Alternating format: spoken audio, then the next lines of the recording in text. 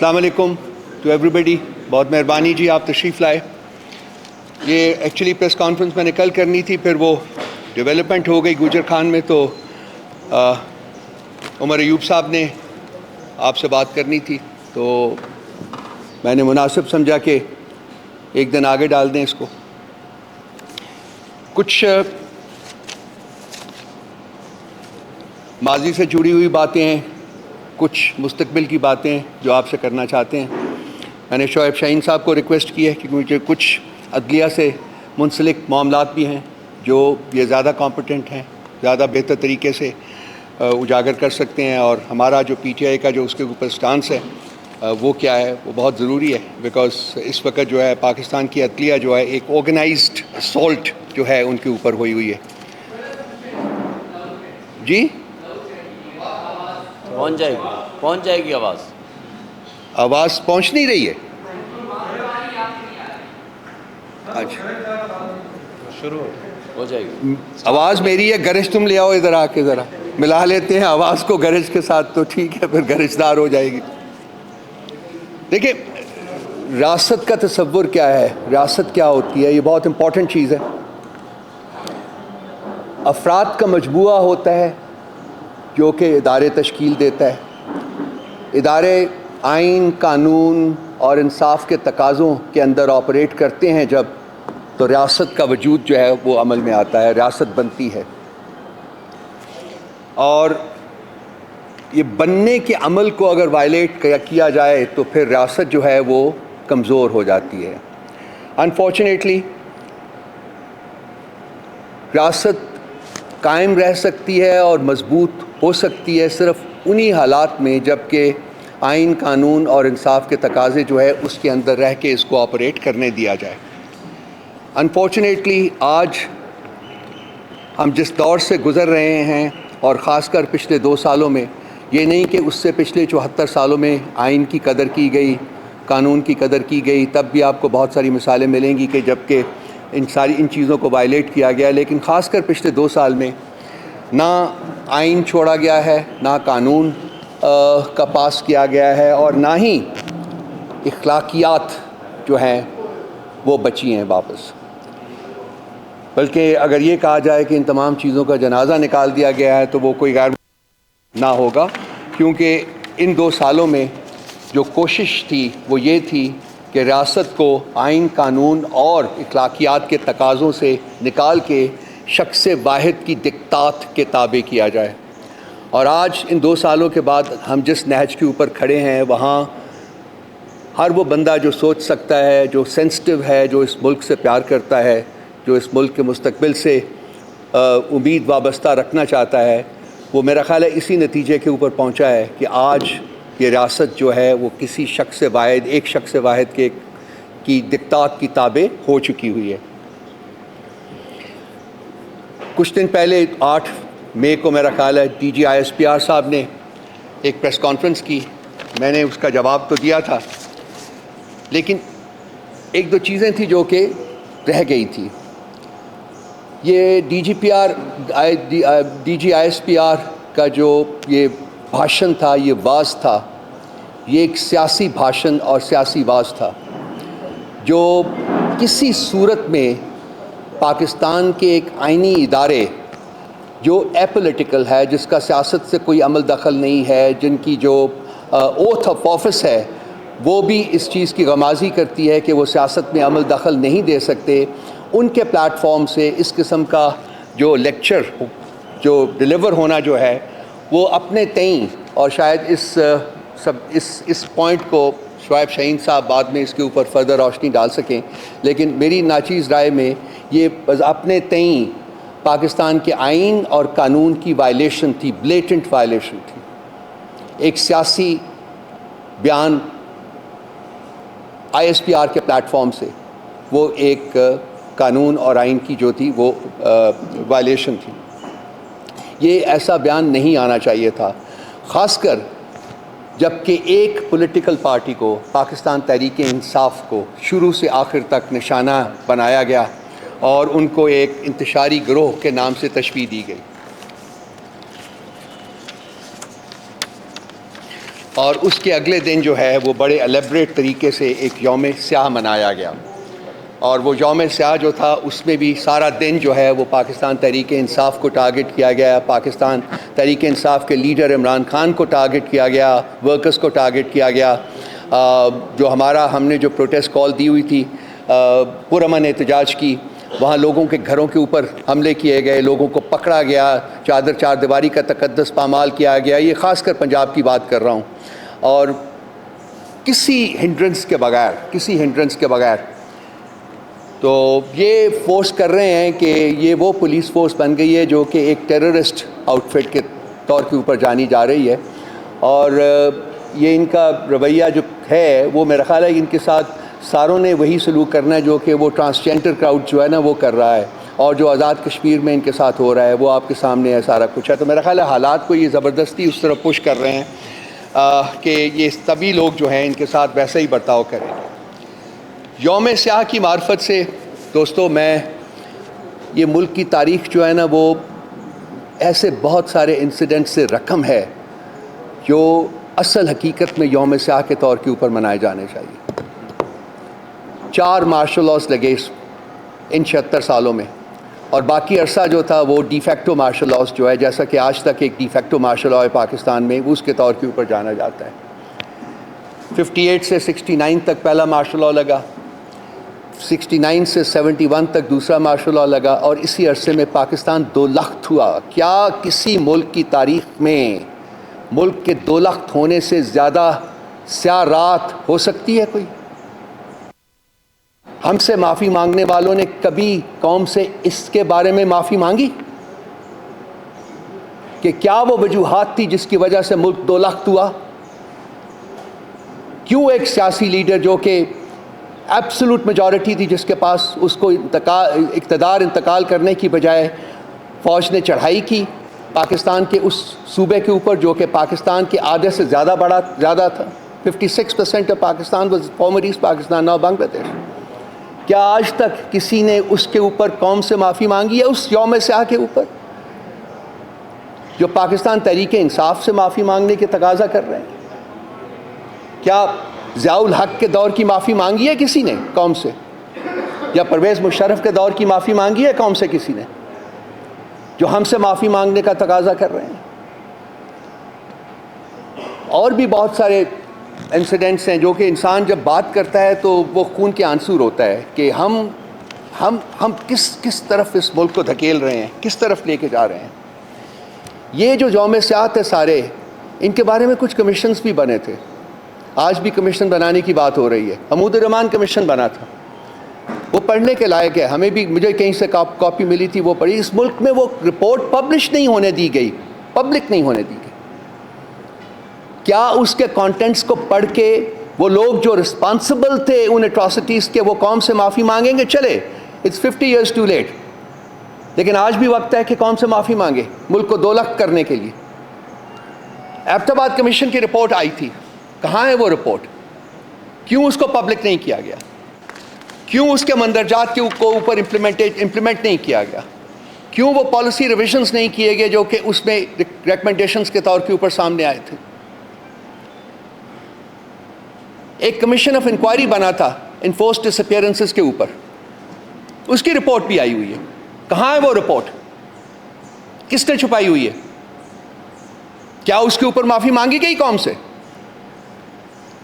اور ایک عامی public school میں ایک گھناؤنی ٹریجڈی ہوئی تھی، 150 سے زیادہ بچے اور اساتذہ جو تھے ان کو میسیکر کیا گیا تھا۔ پی ٹی آئی تو رسپانسبل نہیں تھی اس کی، کون اس نیگلیجنس کا رسپانسبلٹی لیتا ہے؟ کیا اس کے اوپر قوم سے معافی مانگی گئی؟ کس نے معافی مانگنی تھی؟ کوئی معافی مانگی گئی کسی سے؟ جو آج خاص کر وہ لوگ جو کہ پی ٹی آئی سے پتہ نہیں ناکردہ گناہوں کی سزا کے طور کے اوپر معافی مانگنے کی توقع کر رہے ہیں۔ رجیم چینج آپریشن جو ہے وہ بذات خود ایک بلیک ڈے ہے۔ اس ملک کی جب تاریخ لکھی جائے گی تو اس کو بلیک ڈے کے طور کے اوپر یاد کیا جائے گا۔ پاکستان کی تاریخ جب لکھی جائے گی تو ایسٹ پاکستان کی سپریشن کو بلیک ڈے کے طور کے اوپر یاد کیا جائے گا۔ پی ٹی آئی سے کوئی معافی کی توقع نہیں کرے گا، جو تاریخ دان ہیں، اگر کسی وقت انہوں نے انڈیپینڈنٹ تاریخ اس ملک کی لکھی، انفارچونیٹلی اس ملک کی تاریخ بھی ڈسٹارٹ کی گئی ہے، نہیں لکھی گئی ہے۔ اس ملک میں 3 وزرائے اعظم کو قتل کیا گیا ہے۔ کیا اس وقت کے حکمرانوں نے معافی مانگی ہے اس سے؟ کیا اس کے اوپر کوئی تحقیقات ہوئیں؟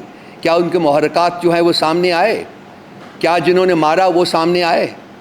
کیا ان کو سزائیں دی گئیں؟ یہ وہ سوالات ہیں جو کہ میرا خیال ہے آئی ایم شیور کہ آپ سب لوگوں کے دماغوں میں ہوں گے، ذہنوں میں ہوں گے، لیکن ہم میں ہمت نہیں ہوتی کہ ہم بیان کریں۔ لیکن اب جس طرف اس ملک کو لے جایا جا رہا ہے، میرا خیال ہے وہاں سب کو ہمت کرنی پڑے گی اور بولنا پڑے گا اور ان سوالات کو اٹھانا پڑے گا۔ اس D G I S P R کی جو ایک انتہائی بھونڈی قسم کی جو وہ اسپیچ تھی، جس کی کوئی قانونی اور آئینی جواز نہیں تھا، اس میں انہوں نے کہا جی کہ ہم کمیشن بنانے کے اوپر تیار ہیں، اگر وہ کمیشن 2014 کے سیٹن کو بھی انویسٹیگیٹ کرے گا اور پارلیمنٹ کے اوپر کوئی اٹیک تھا اس کو بھی انویسٹیگیٹ کرے گا۔ تو میں نے اپنی پریس کانفرنس میں کہا تھا جی کہ ہم بالکل مانتے ہیں اور یہ کمیشن بنائیں، یہ 2014 کے جو بھی ہوا 2014 میں سیٹن جو ہے اس کو بھی کریں انویسٹیگیٹ، بالکل پارلیمنٹ کے اوپر جو اٹیک تھا اس کو بھی انویسٹیگیٹ کریں، لیکن اس سائفر کی کنسپریسی کو بھی انویسٹیگیٹ کریں، اور میں آج دہرانے لگا ہوں، یہ رجیم چینج آپریشن کو بھی انویسٹیگیٹ کریں، یہ عمران خان کے اوپر جو اٹیمپٹس ہوئیں، قاتلانہ اٹیمپٹس، ان کو بھی انویسٹیگیٹ کریں، جس کا مقدمہ بھی عمران خان کو درج نہیں کروانے دیا گیا تھا، یہ مئی 9 کے انسیڈنٹس کو بھی انویسٹیگیٹ کرے، یہ سٹولن مینڈیٹ کو بھی انویسٹیگیٹ کرے، یہ آڈیو اینڈ ویڈیو لیکس کو بھی انویسٹیگیٹ کرے، خاص کر جب لوگوں کے بیڈ رومز میں آپ نے ویڈیوز فٹ کیے ہوئے ہیں، وہ کس آئین اور کس قانون کے تحت ہو رہا ہے، اس کو بھی انویسٹیگیٹ کرے، یہ انفورسڈ ڈیورسز جو کروائی گئی، لوگوں کو پکڑ کے ان کو ٹارچر کر کے ان کو زبردستی ان سے پولیٹیکل لائلٹیز چینج کرنے، پولیٹیکل افیلیشنز چینج کرنے کا کیا گیا، اس کو بھی انویسٹیگیٹ کرے، پولیٹیکل انجینئرنگ جو ہوتی رہی ہے پاکستان میں 76 سال، کسی حکومت کو نہیں چلنے دیا گیا، یہ اس کو بھی انویسٹیگیٹ کرے، ضرور بنائے کمیشن۔ اب میں ان کو یاد دہانی ان کو کراتا رہوں گا کہ انہوں نے مانا ہے کہ ہم کمیشن بنانے کے اوپر تیار ہیں، اس کے بعد خاموشی طاری ہے، لیکن ہم ان کو خاموش اس مسئلے کے اوپر نہیں رہنے دیں گے۔ میں اس کے ساتھ ساتھ وہ لوگ، خاص کر ان کے لیے جو کہ ہمیں انتشاری گروہ کہتے ہیں، میں 3-4 چیزیں آپ کو بتاؤں گا جو کہ خان صاحب نے اپنی پارٹی کو اور اپنی ذات کو پولیٹیکلی ڈیمیج کیا، لیکن ان کو نظر آ رہا تھا کہ شاید وائلنس ہو جائے، تو انہوں نے وہ جو انیشیٹوز تھے ان کے پولیٹیکل انیشیٹوز ان کو ابورٹ کیا۔ 10 اپریل کو نیشن وائڈ پروٹیسٹس جو تھیں رجیم چینج کے آپریشن کے خلاف، ان کو انہوں نے روکا۔ 24 مئی کو حقیقی آزادی کا لانگ مارچ تھا، اس کو بھی انہوں نے 26 مارچ کو انہوں نے ابورٹ کیا، کیونکہ ان کو بتایا گیا تھا کہ اسلام آباد پہنچنے کے اوپر وائلنس ہو سکتا ہے۔ جب خان صاحب کے اوپر اسیسینیشن اٹیمپٹ ہوئی تو اس وقت بھی وائلنس کی پاسبلٹی تھی، لیکن خان صاحب نے ان کو روکا کہ نہیں، کچھ نہیں کرنا۔ حقیقی آزادی کا مارچ ریلی جو پنڈی میں ہوئی تھی، پاکستان کی تاریخ کی سب سے بڑی ریلی، وہاں بھی وائلنس کی جب ان کو انڈیکیشن ملی تو وہاں بھی انہوں نے بیک آف کیا کہ نہیں، ہم یہ نہیں ہونے دیں گے۔ اور مارچ 8 2023 کو الیکشن ریلی جو کہ پنجاب الیکشن کیمپین کی تھی، اس وقت بھی یہ 5 ایسے انسیڈنٹس ہیں جہاں کہ انہوں نے وائلنس کو پری ایمپٹ کیا، نہیں ہونے دیا، اگر وہ نہ کرتے تو وائلنس ہو سکتا تھا۔ تو وہ لوگ جو کہ پی ٹی آئی یا عمران خان کے اوپر وائلنس کی وہ ایلیگیشن لگاتے ہیں، ان کو ان حقائق جو ہے ان سے کنارہ کشی نہیں کرنی چاہیے، ان کو جانچنا چاہیے، اور پھر ایک آبجیکٹو طریقے سے انالائز کر کے بات کرنی چاہیے، بغیر بات کرنے، بغیر سوچے، بغیر سمجھے اور بغیر ڈیٹا ہوئے۔ اگر صرف آپ ایلیگیشنز لگائیں گے تو پھر ریبٹلز آئیں گے، پھر آپ سے سوالات ہوں گے، پھر پوچھا جائے گا آپ سے کہ آپ کا کانڈکٹ کیا رہا ہے 76 سالوں میں۔ آج ہم پوچھ رہے ہیں اور ہم پوچھتے رہیں گے۔ اب یہ چیز ہے، یہ واپس ہونے والی نہیں ہے، یہ آگے جائے گی۔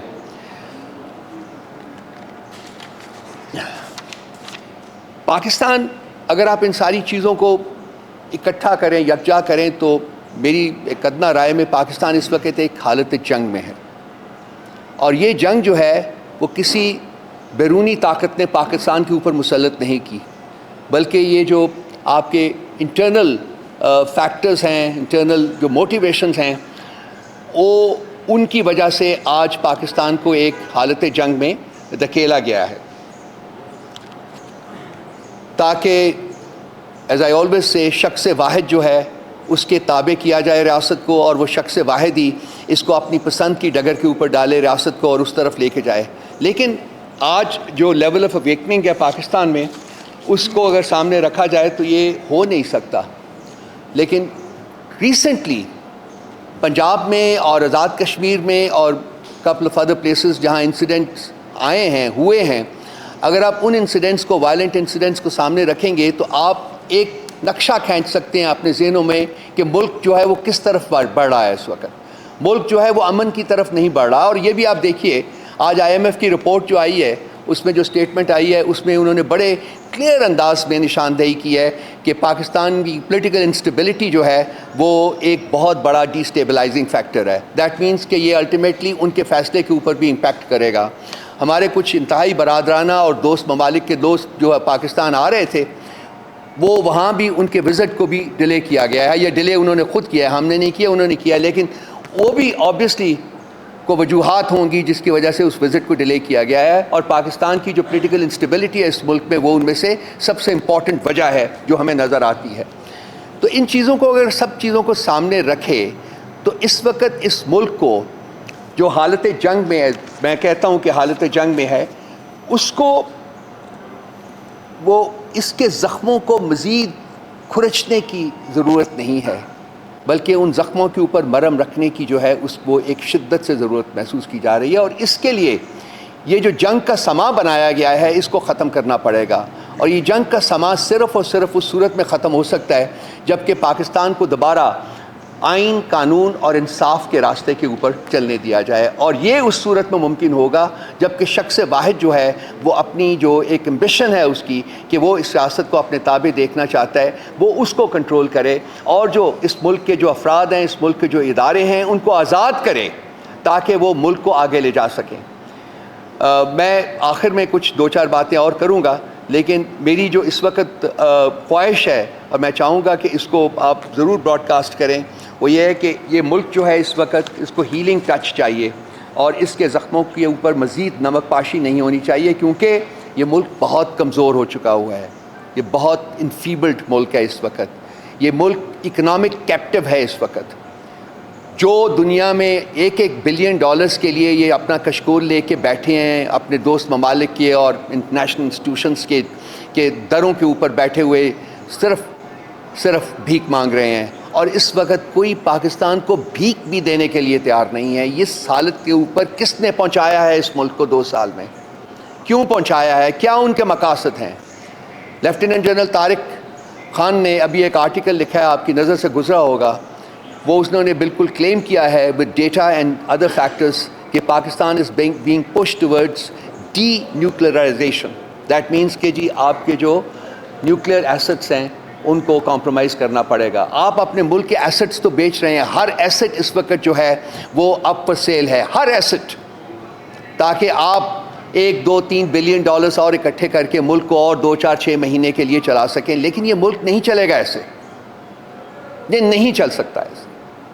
تو ہماری استدعا جو ہے صاحب اقتدار لوگوں سے صرف یہ ہے that they should take a step back and think about the country، ملک کے بارے میں سوچیں اور دیکھیں کہ کیا وہ غلط فیصلے ہیں جو انہوں نے کیے ہیں، اور کیا وہ غلط فیصلے ہیں جو کہ وہ کیے جا رہے ہیں، اور ہر گزرنے والا دن جو ہے وہ فردر پرپیچویٹ کر رہے ہیں ان فیصلوں کو۔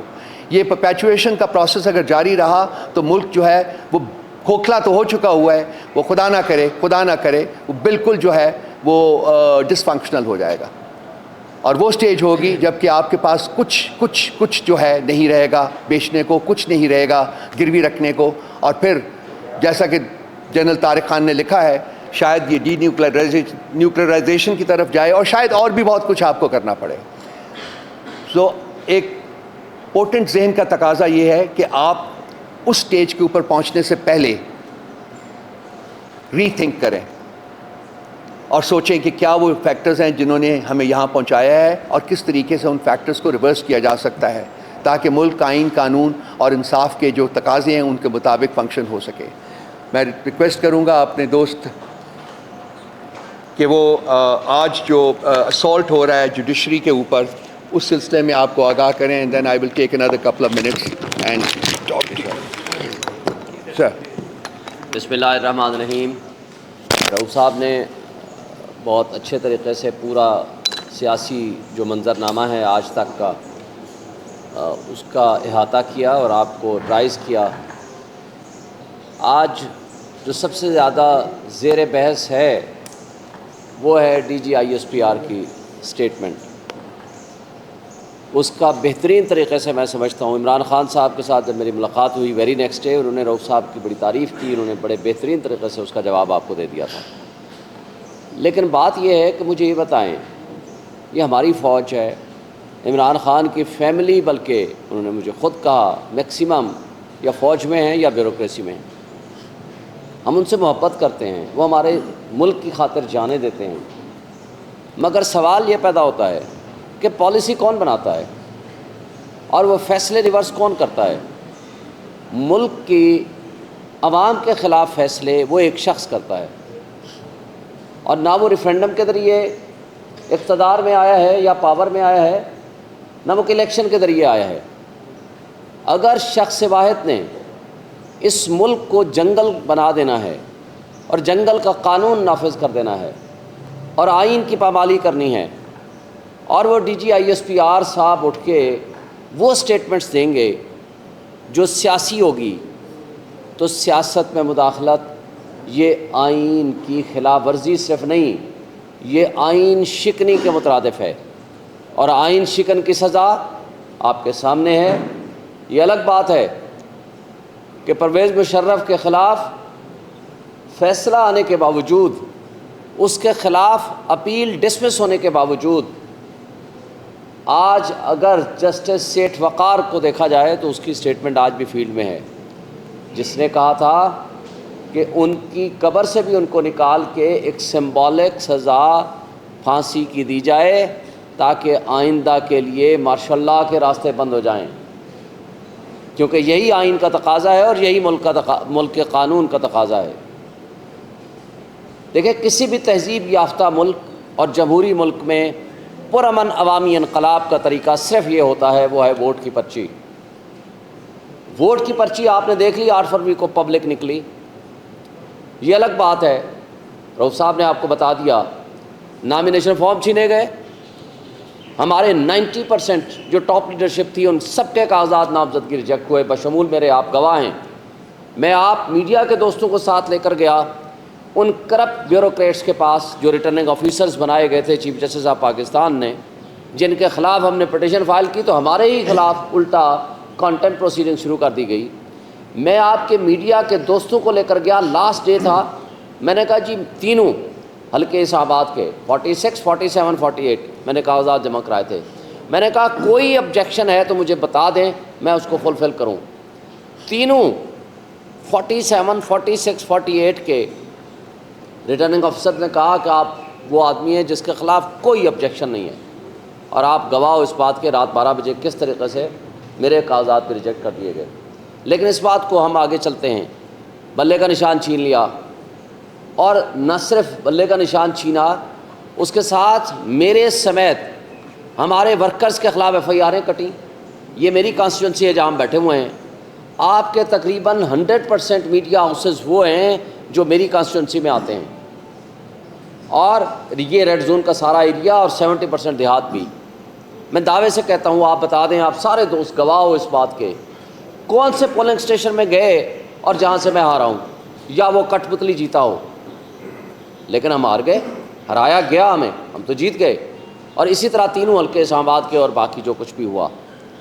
کسی تہذیب یافتہ جمہوری ملک میں عوامی انقلاب ووٹ کی پرچی کے ذریعے ہوا کرتا ہے, اور وہ ہو گیا. لیکن D G I S P R صاحب کہتے ہیں آپ کو تو 7% ووٹ ملے, پتہ نہیں کیلکولیشن کیسے کرتے ہیں.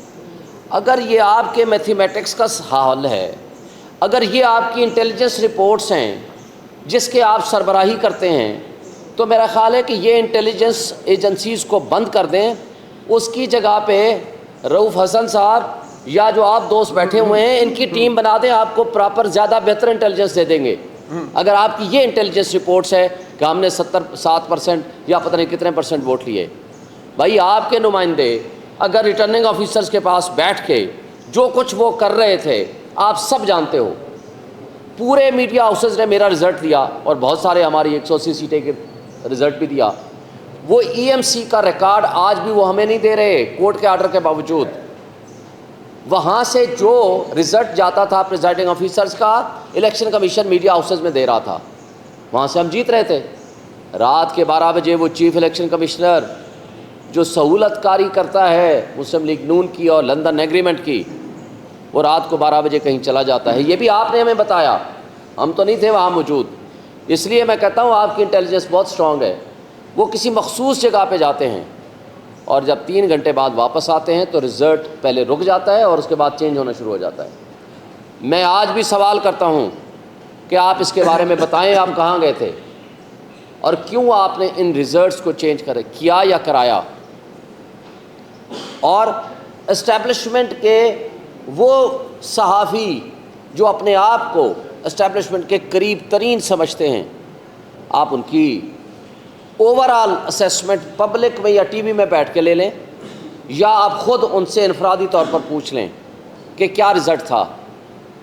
مجھے ایک میرے دوست نے، میں بتائے بغیر، کیونکہ جس طرح صحافیوں کو یہ حق حاصل ہے کہ وہ اپنا سورس نہ بتائیں، لہٰذا میں اپنے ایک دوست صحافی، مشہور جرنلسٹ اور اینکر پرسن کی بات بتانا چاہتا ہوں نام لیے بغیر۔ اس نے کہا جی میں جب گیا مجھے کہا گیا سب روک دیں، میں احتیاطاً چلا گیا چیک کرنے کے لیے کہ ریزلٹس کا مسئلہ کیا ہے، کیوں روک دیے ہیں۔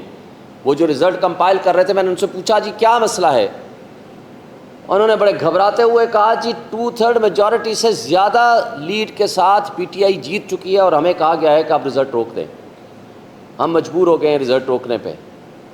خیر یہ الگ بات ہے، مجھے یہ بتایا جائے کہ یہ آپ کی اگر رپورٹ تھی، اور پھر خان صاحب نے بھی اس کے بارے میں اس دن ہمیں بتایا 7 تاریخ کو جب ہماری ملاقات ہوئی، آپ کہتے ہو کہ جی آپ بنا دیں کمیشن، ضرور بنائیں، کس نے منع کیا آپ کو؟ خان صاحب نے کہا کہ میں بالکل پیش ہونے کے لیے تیار ہوں 2014 کا، لیکن ساتھ انہوں نے یہ بھی کہا کہ پی ٹی آئی کے زمانے میں 2 دھرنے ہوئے مولانا فضل الرحمان کے، جو انہوں نے کہا کہ ہماری کس کس سے بات ہوئی تھی، وہ بھی آپ کے آن ریکارڈ کر لیں، کس کس سے دھرنے میں بات ہوئی اور کس کس نے کیا کیا ان کے ساتھ وعدے کیے اسٹیبلشمنٹ کے، اور اس کے ساتھ 2 مسلم لیگ نون اور پیپلز پارٹی کے لوگوں نے بھی یہاں جلوس لے کر آئے۔ ہم نے تو ایک سنگل ایف آئی آر نہیں کاٹی، یعنی ایک دھرنے سے تو آپ کو تکلیف ہے، ضرور کریں، اس میں کمیشن سے ہم انکاری نہیں ہیں، مگر باقی دھرنے اور باقی جلوس، اور پھر کیا آپ ایک سپر سیاسی پارٹی ہیں؟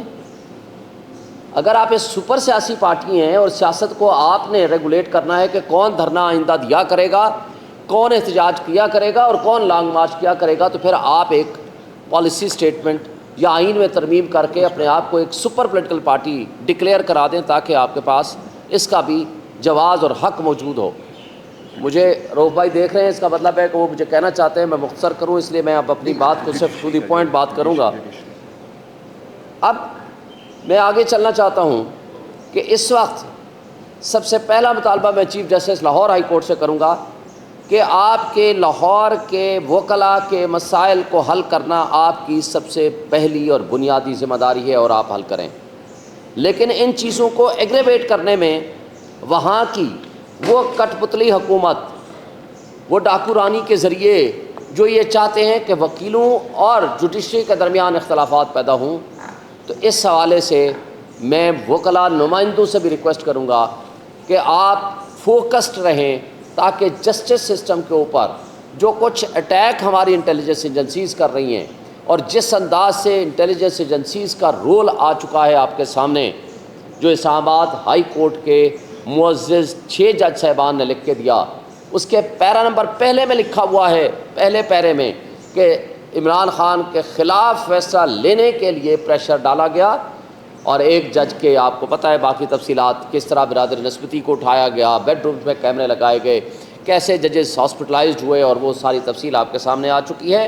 اور آج ساری ہائی کورٹس اور لوور جوڈیشری یہ لکھ کے دے چکے کہ آج یہ اوپن سیکرٹ ہے کہ انٹیلیجنس ایجنسیز دباؤ ڈالتی ہیں سیاسی کیسز میں تاکہ اپنے مقاصد حاصل کر سکیں اور اپنے جو ان کے مخالف ہیں یعنی پی ٹی آئی ان کے خلاف فیصلے لے سکیں، کیونکہ اور تو پولیٹیکل پارٹیز تو کوئی ان کا مخالف ان کے بقول کوئی نہیں ہے، چونکہ باقیوں کو تو انہوں نے گود لیا ہوا ہے، ان ریجیکٹڈ افراد کو کٹ پتلیوں کی صورت میں ہمارے اوپر مسلط کیا ہوا ہے، ہارنے کے باوجود ان کو فارم 47 کے ذریعے یہاں لا بٹھایا گیا ہے، جس کی تازہ ترین مثال وہ انوار الحق کاکڑ صاحب، وہ لیاقت چٹھا، کمشنر راولپنڈی، وہ نثار چیمہ سابق MNA مسلم لیگ نون، وہ مصطفیٰ MQM کے کامران ٹیسوری، ان سب کی سٹیٹمنٹس کو اگر آپ یکجا کریں گے تو آپ کو سمجھ آ جائے گی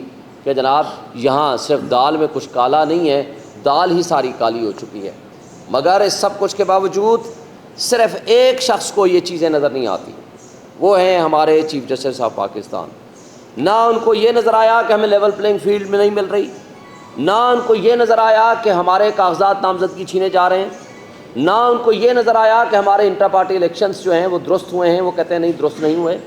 پاکستان کے کانسٹیٹیوشن کو انہوں نے ایک پارٹی کے کانسٹیٹیوشن کے تابع کر دیا، اور ان کے بقول یہ ریٹرننگ آفیسرز جنہوں نے یہ الیکشن کرانے ہیں یا کرائے تھے وہ فرشتے ہیں، جوڈیشری کے ذریعے الیکشنز نہیں ہوں گے۔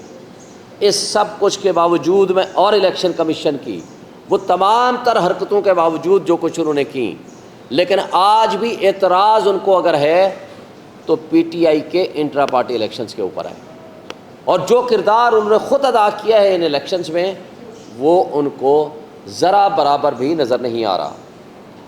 یہ اسی طرح کی بات ہوئی، کمیشنز کے بارے میں بڑی تفصیل کے ساتھ آپ کو بتا دیا، لیکن ایک بات 24 مارچ 1971 کو، یہ ریکارڈ کی بات ہے، یحییٰ خان جاتا ہے وہاں ڈھاکہ میں اور ان کو کہتا ہے کہ ہم نے تمام مسائل بات چیت کے ذریعے حل کریں گے، کیونکہ سب سے بڑی پولیٹیکل پارٹی عوامی لیگ جیت چکی تھی 160 سیٹیں آؤٹ آف 162۔ ان کو کہا جی آپ سے بات چیت کے ذریعے حل کریں گے، بیٹھ کے سیٹل کریں گے۔ مگر 25 مارچ کو جو ہی وہ آتے ہیں، 25 مارچ کو آرمی ایکشن شروع ہو جاتا ہے اور ایک ایک بندے کو پکڑ کے ان کے خلاف ایکشن شروع ہو جاتا ہے۔ میننگ دیئر بائی آلریڈی یہ ایک بہانہ تھا، آلریڈی آپ نے پلاننگ اور آرگنائزیشن کر رکھی تھی۔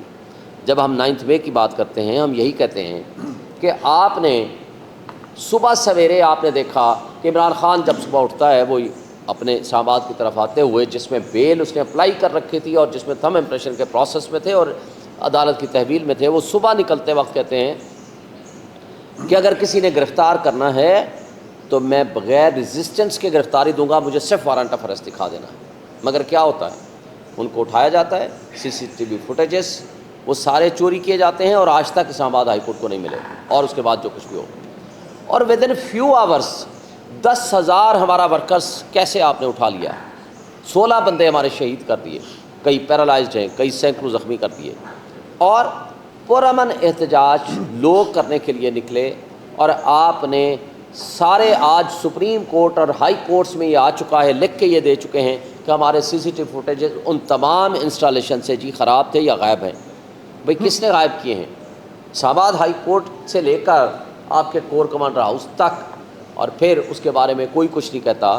وہ یہ کہتے ہیں، خود کہتے ہیں کہ 2 بجے سے لے کر رات کے 8 بجے تک، یہ 1:30 بجے سے بلکہ جلوس نکلتا ہے، جی جا رہا ہے 150-200 بندہ، لیکن کوئی ایک نہ پولیس والا، نہ ان کی اپنی ارینجمنٹ سیکیورٹی، نہ کوئی راستے میں کوئی ان کو روکتا ہے۔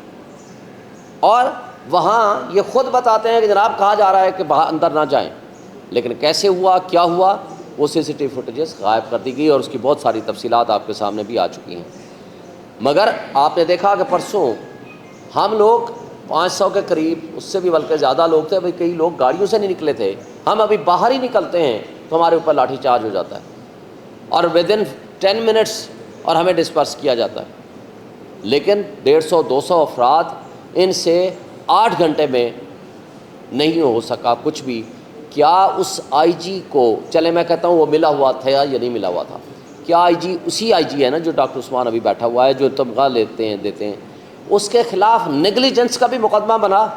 اور اگر نہیں بنا تو یہ بتا دیں کہ آئی جی کہتا ہے کہ مراد راس، اور بہت سارے نام دیتا ہے، 27 کالیں تھیں، سب سے بڑا مجرم ہے، صرف ایک پریس کانفرنس اس کی قیمت ہے، اور وہ ہے آپ ایکوٹل ہو جائے گی، آپ بری و ذمہ ہو جائیں گے ایک پریس کانفرنس کر دیں۔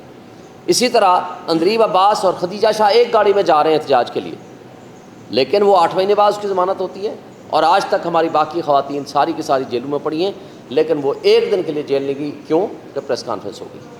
اگر یہ فالس فلیگ آپریشن نہیں تھا، یہ واقعی سچا واقعہ آپ بتاتے ہیں جس کی جوڈیشل انکوائری بھی آپ نہیں کراتے، مگر مجھے بتائیں کہ پھر آدھے لوگ تو وہ ایک پریس کانفرنس کے ذریعے فارغ ہو جاتے ہیں، اور جو عمران خان کے ساتھ وفا کرتے ہیں وہ آپ کے لیے سب سے آخر میں، اور ابھی تک وہ پابند سلاسل بھی ہیں اور جیلوں میں بھی سڑیں گے۔ اور دوسری طرف کہا جاتا ہے کہ جناب ملٹری ٹرائل ہی اس کا حل ہے۔ کیا کہتے ہیں؟ 3 چیزیں ذہن میں رکھ لیں۔ دنیا کا کوئی قانون اور آئین آپ کو یہ نہیں بتائے گا کہ آپ اس کے مدعی بھی ہیں، آپ کہتے ہو ہمارے اوپر اٹیک ہوا، نمبر 2 آپ کہتے ہو ہم گواہ بھی ہیں، ارریفیوٹیبل ہمارے پاس ایویڈنس ہے، ناقابل تردید شواہد، نمبر 3 ہم ملٹری ٹرائل کے ذریعے سزا بھی دیں گے، منصف بھی خود ہیں۔ تو بھائی دنیا میں کوئی اصول نہیں ہوتا، قانون نہیں ہوتا کہ خود مدعی، خود گواہ، خود آپ منصف بن جائیں۔ اس طریقے سے سپریم کورٹ سے گزارش ہے فوری طور پر ان کا فیصلہ کریں، لوگوں کو ان کے حقوق دیں، اور اس طرح کا جو ظلم ہو رہا ہے ایک جنگل کے بادشاہ کے ذریعے، وائس رائے اور اپنے کٹ پتلیوں کے ذریعے اس ملک میں جس طرح آئین اور قانون کی پامالی ہو رہی ہے اس کو ختم کیا جائے۔ اور میں آخر میں یہ کہوں گا کہ پاکستان بزنس کمیونٹی نے یہ آپ کو کہا ہے کہ جناب پاکستان میں تو انویسٹمنٹ تب آئے گی جب آپ پاکستان کے انویسٹرز کو بھی جو پیسہ یہاں سے لے کر باہر بھاگ رہے ہیں ان کو تو آپ اعتماد دیں۔ جب یہاں اعتماد نہیں ہوگا، اور اعتماد تب ہوگا جب قانون کی حکمرانی ہوگی، انصاف کا نظام درست ہوگا، عوام کے فیصلوں کو، جو حق حکمرانی ہے وہ عوام کا ہے، ان کو تسلیم کیا جائے گا، اور جمہوریت ایک تماشا نہیں ہوگی، جمہوریت حقیقت میں جمہور کے فیصلے کو تسلیم کرنا ہے۔ اور آخری بات کہ اگر آپ نے کمیشن بنانا ہے تو ایک مہربانی اور بھی کر دیں، قائد اعظم کی وفات کن حالات میں ہوئی اس کو بھی کمیشن میں شامل کر لیجئے گا، لیاقت علی خان کا مرڈر ہوا اور اس کے بعد اس کی فائل کا کیا بنا، کمیشن کا حصہ بنا لیجئے گا، فاطمہ جناح کا مرڈر ہوا یا نہیں ہوا اس کو بھی کمیشن کا حصہ بنا دیجئے گا، بھٹو کی جو جوڈیشل آپ نے کہہ دیا کہ یہ جوڈیشل مرڈر تھا، لیکن جنہوں نے یہ مرڈر کرانے میں شریک گفتگو تھے، شریک کار تھے، ان کے بارے میں آپ نے نہ سپریم کورٹ نے کچھ لکھا نہ کچھ کہا۔ کون لوگ تھے؟ کیا اس کا راولپنڈی ہماری اسٹیبلشمنٹ سے کوئی تعلق تھا؟ اور اگر تھا تو کون تھے؟ اس کو بھی کمیشن کا حصہ بنا دیجئے۔ اور بے نظیر بھٹو مرڈر کیس میں بھی جو کمیشن ہے اس کے فیکٹس بھی سامنے آ جائیں تو ہم سب کے لیے، اس ملک کے لوگوں کے لیے بہت سارا بھلا ہوگا۔ Thank you sir. میں ایک سیکنڈ میں کوئی کمپیریزن انیکٹ کرنے کے موڈ میں نہیں ہوں، نہ ہی میں چاہتا ہوں کہ کمپیریزن انیکٹ کروں، لیکن حالات جس تیزی کے ساتھ خراب کیے جا رہے ہیں اور جس حد تک خراب ہو چکے ہوئے ہیں، وہاں اب ہر سوچنے والے شخص کو 1971 اور 2024 میں سملیرٹیز نظر آ رہی ہیں۔ آج بھی ملک جہاں کھڑا ہے، اگر یہ روش جاری رہی اور ملک کو اسی طرف پش کیا جاتا رہا جس طرف ابھی تک پش کیا گیا ہے، تو کوئی بعید نہیں کہ حالات خراب ہو جائیں اور پھر اس ملک کی جو طاقتیں ہیں ان کے کنٹرول میں نہ رہیں۔ کوئی بھی اس ملک سے کو چاہنے والا، اس ملک سے پیار کرنے والا شخص جو ہے وہ نہیں چاہتا کہ ایسا ہو، اس قسم کی سچویشن دوبارہ کریٹ ہو۔ لیکن ہماری بہت ساری جو کمزوریاں ہیں اس میں سے ایک بہت بڑی کمزوری یہ ہے کہ ہم نے قسم کھائی ہوئی ہے کہ ہم نے اپنی غلطیوں سے سبق نہیں سیکھنا، اور اس وقت اسٹیبلشمنٹ کا جو رویہ ہے وہ بالکل اس قسم کی رویے کی غمازی کرتا ہے کہ وہ بھی اپنی گوناگو کمزوریوں سے سبق سیکھنے سے بالکل انکاری ہیں۔ جیسا میں نے پہلے کہا تھا، یہ ملک اب زیادہ زخم برداشت نہیں کر سکتا، اور یہ جو فیل ہے اس ملک کو تباہی کے دھانے سے واپس مین سٹریم میں لانے کے، اس میں پاکستان کے ہر ادارے کو ایک اپنا رول ادا کرنا پڑے گا جو کہ آئین میں مختص ہے، جو کہ قانون کے مطابق ہے. اور اگر اسٹیبلشمنٹ اپنا وہ رویہ جو ہے، اپنا وہ رول جو ہے وہ ادا کرنے سے انکاری ہے، جیسا کہ ابھی تک اس موقع تک جب کہ ہم آپ سے بات کر رہے ہیں جیسا کہ نظر آتا ہے کہ وہ انکاری ہے، تو پھر آج کے بعد آگے ہفتوں، مہینوں اور سالوں میں مجھے تباہی نظر آ رہی ہے، مجھے کوئی کنسٹرکٹیو چیز نظر نہیں آ رہی ہے. اور میری اپیل ہے صاحب اقتدار لوگوں سے کہ اس روش کو بدلیں، ملک کا سوچیں، ملک کے لوگوں کا سوچیں، ملک کے مستقبل کا سوچیں، اور جو یہاں غیر آئینی اور غیر قانونی اقدامات اٹھائے گئے ہیں ان کو ریورس کریں، کیونکہ اسی صورت میں اور صرف اسی صورت میں ملک جو ہے وہ آگے بڑھ سکتا ہے. کوئی سوالات اگر ہوں آپ کے تو بتائیے سر. جی جی جی جناب، جی بتائیں شہزاد صاحب جناب. سر یہ ایک مجھے تھوڑا سا اس میں تفصیل اگر بتا دیں، چیزیں کنفیوژن ہو رہی ہے. آپ آئین کی بالادستی پر یقین رکھتے ہیں، دوسری طرف آپ نے جس کمیشن وزیر اعظم شہباز شریف نے کہا تھا بنایا جائے، آپ نے کہا کہ آپ چونکہ اس کا حصہ ہیں اس کرائم میں تو آپ کمیشن نہیں بنا سکتے. آئی ایس پی آر نے کہا ہم کمیشن بنانے کو تیار ہیں. پہلا یہ شاہین صاحب بیٹھے ہوئے ہیں وہ کس حیثیت میں کہہ رہے ہیں کہ ہم کمیشن بنانے کو تیار ہیں، اور آپ کس طرح آئین کی بات کرتے ہوئے ایک ان کے کمیشن کو تسلیم کرتے ہوئے ادھر مزید کمیشنز کا مطالبہ کر رہے ہیں؟ دیکھیے، ہم نے ہماری کنٹینشن ہے، میں شعیب صاحب سے کہوں گا کہ میرے بعد یہ بھی بات کریں کیونکہ یہ ٹیکنیکلی آپ کو ایکسپلین کر سکیں گے مجھ سے بہت بہتر.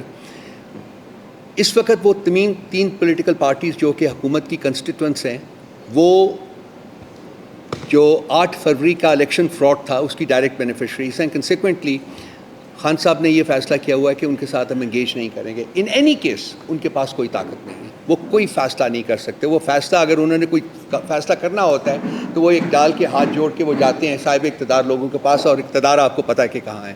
اس لیے ہم نے کہا جی کہ ہم چونکہ جینوئنلی انٹرسٹڈ ہیں کہ اس ملک کو آگے لے کے چلیں، اس کے مسائل حل کرنا ہے تو ان سے کرنا ہے.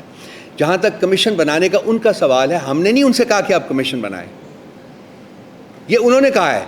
اگر ان کے پاس کوئی ایسی آئینی اور قانونی طاقت ہے کہ وہ کمیشن بنا سکتے ہیں تو 100 بسم اللہ بنائیے. جی دیکھیں سر، اس کا حل بڑا مختصر ہے، جوڈیشل کمیشن. جب جوڈیشل کمیشن کی ہم بات کرتے ہیں، ہمارا تھرو آؤٹ مطالبہ جوڈیشل کمیشن کا ہے. جوڈیشل کمیشن کا طریقہ کار یہ ہے کہ جوڈیشل کمیشن یعنی چیف جسٹس آف پاکستان، جس کے اوپر ہمیں بھروسہ نہیں ہے کہ ہمارے اوپر ہمیں ان کے اوپر اعتماد نہیں ہے کہ وہ ہمارے ساتھ انصاف کریں گے، اور ادروائز بھی سپریم کورٹ کے 5 ممبر بینچ فیصلہ دے چکا ہے کہ عمران خان اور ان کے جو بھی مقدمات ہیں ان کو وہ نہیں سنیں گے. باقی ججز پہ مشتمل کوئی بھی جوڈیشل کمیشن بنا دیں. ہم نے ہمیشہ مطالبہ جوڈیشل کمیشن کا کیا ہے. ہم ان کٹ پتلیوں کو کہیں کہ کوئی بھی اپنا بندہ بٹھائیں، اس کو کمیشن کا نام دے دیں، ان کی حیثیت کیا ہے؟ اور ویسے بھی یہ ریجیکٹڈ لوگ ہیں. دوسری بات، جیسے رؤف بھائی نے یہ بڑی تفصیل کے ساتھ آپ کو بتا دیا، یہ ہم نے ان کو نہیں کہا تھا D G I S P R صاحب آپ آ کر کمیشن بنائیں. ہم نے ان کو کب کہا؟ انہوں نے آ کر کہا کہ جی ہم کمیشن بنائیں گے. بھئی آپ کس کیپیسٹی میں کمیشن بنائیں گے؟ آپ کو اتنا اختیار ہے، آپ ایک ایگزیکٹو اتھارٹی کی ایک برانچ ہیں. آپ ایک برانچ کے طور پر آپ سپر مین کا رول ادا نہ کریں. آپ سپرا کانسٹیٹیوشنل جو پاورز اپنی ایکسرسائز کرنے کی کوشش کرتے ہیں، that is wrong, illegal and in lawful and in constitutional ہے. ہم ان کو نہیں مانتے، لیکن وہ یہ کہتے ہیں کہ ہم بنائیں گے. تو اس کا مطلب یہ ہے کہ آپ، اس کا مطلب ہے کہ ان کٹ پتلیوں کی بہاف پہ وہ پاورز ایکسرسائز کرتے ہیں، اور یہ سمجھتے ہیں کہ ان کٹ پتلیوں کو تو چونکہ ہم لائے ہوئے ہیں، یہ تو ہمارے غلام ہیں، تو لہٰذا ہم ہی ان کی پاور ایکسرسائز کریں گے. شاید یہ آپ انفرنس ڈرا کرتے ہیں. اس لیے ہم ان کی جو غیر آئینی کوئی بھی اقدام ہے اس پہ ہم تنقید اس لیے کرتے ہیں کہ آپ آئین اور قانون کے مطابق جی چلیں. سر. جناب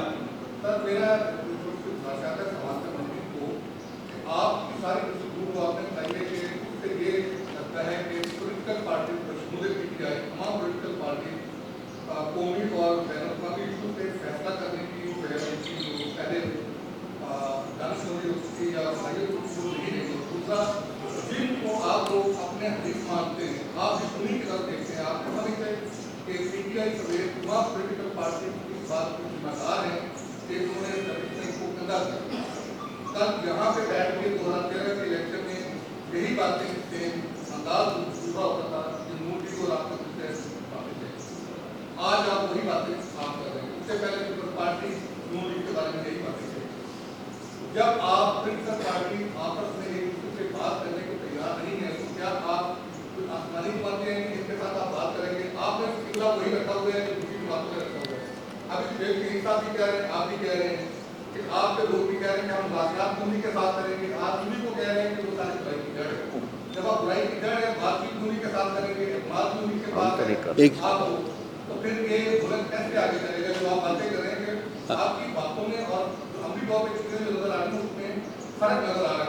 ना सिर्फ आपके मैं आपको पार्टियों में भी है, देखिए, मिल जाता है I disagree with your contention. देखिए, सबसे पहले बात यह है कि आप पीटीआई का जो सियासी सफ़र है उसको बाकी पॉलिटिकल पार्टीज़ के सियासी सफ़र से कंपेयर नहीं कर सकते। हमारे पीछे 28 साल की सियासी जद्दोजहद है। हमने किसी मिलिट्री नर्सरी में परवरिश नहीं पाई, ना उनका वो पौधा, हमारा जो पौधा है वो किसी जनरल ने लगाया था और उसको पानी दिया था, जैसा कि पीपल्स पार्टी और PMLN के जो ख़ासकर PMLN जो है ये मिलिट्री की नर्सरी में। नंबर एक। नंबर दो बात यह है, हम जब इस्टेब्लिशमेंट के साथ बातचीत की बात करते हैं तो वो हम उनसे कोई मदद मांगने नहीं जा रहे। ये मैं बारहा अपनी टॉक्स में, अपनी राइटिंग्स में और अपने टेलीविज़न प्रोग्राम्स में मैं एक्सप्लेन कर चुका हूँ। हम क्यों उनसे बात करना चाहते हैं? हम उनको बताना चाहते हैं कि आपकी आइनी हदूद क्या हैं, आपकी कानूनी हदूद क्या हैं। हम उनको बताना चाहते हैं कि आप इन हदूद को ट्रेसपास कर रहे हैं। हम उनको बताना चाहते हैं कि ये ज़रूरी है आपके लिए कि आप बैकआउट करें और सियासी मामलात सियासी जमातों पे छोड़िए। हम उनसे कोई भीख मांगने नहीं जा रहे, हम उनसे कुछ नहीं मांगने जाते। सो आप कंपैरिजन इनेक्ट करते हैं बड़ी जल्दी में, वो अनफॉर्चुनेटली वो उसका कोई फाउंडेशन नहीं है, कोई बेसिस नहीं है। और हमारी जो जद्दोजहद है वो कानून और आइन की ऊपर उस बेस्ड है। हमने कभी हम 2018 के इलेक्शंस की बात करते हैं, हमारे 35 सीटें चुराई गई। क्यों? इस्टेब्लिशमेंट ने चुराई। क्यों? ताकि एक कमज़ोर हुकूमत बने। इसका भी मैं बारहा जिक्र कर चुका हूँ। हमसे गलती, एक सेकेंड बात करने दे, एक बात करने दे। आप कंपैरिजन ना इनेक्ट करें हमारा और बाकी पॉलिटिकल पार्टीज़ का। हमारी एक बड़ी 28 साल पर मुहित सियासी जद्दोजहद है। आज भी आपका ख्याल है कि 9 महीने से इमरान खान साहब जो है वो जेल में है, क्या हम डील नहीं कर सकते थे? क्या हमें ऑफर्स नहीं हुई? क्या आज भी हमें ऑफर्स नहीं हो रही हैं भाई? अगर इमरान खान साहब चाहते तो 5 दिन, 10 दिन, 12 दिन में बाहर आ जाते। वो शख्स कहता है मैं 9 महीने तो क्या, मैं 9 साल भी यहाँ ठहरूंगा, डील नहीं करूंगा। तो आप फिर भी कंपैरिजन इनेक्ट करते हैं जिसकी कोई बेसिस ही नहीं है। आई थिंक हम लोगों को चाहिए कि एक पॉलिटिकल पार्टी जो एक सियासी जद्दोजहद इनिशिएट किया हुआ है और उस पर कायम है, कम से कम उसके लिए 2 तारीफी कलमात ही बयान कर दे, रादर दैन के जी उनको इन चोरों और डाकुओं के साथ आप कंपेयर कर रहे हैं जिनका कोई सियासी बेसिस ही नहीं है, जो फैमिली फीफ्टम्स हैं, ख़ानदानी जमातें हैं, बाप से बेटी, बाप से दूसरा बेटा, भाई से भाई, भाई से बहन। आज पीटीआई की जो शेप है, जो चेयरमैन है, जो सेक्रेटरी जनरल है, क्या वो इमरान खान साहब के ख़ानदानी दोस्त हैं, ख़ानदान से हैं? क्यों नहीं इनको तौफीक हुई PMLN को और पीपल्स पार्टी को ये ख़ानदान से निकल के किसी को अपॉइंट करें सीनियर पोजीशन के ऊपर? आपको ये चीज़ें नहीं नज़र आती हैं? क्या ये चीज़ें इंपॉर्टेंट नहीं है कि आप पीटीआई को अलहदा रखें इन जमातों से, इनके साथ कंपेयर ना करें?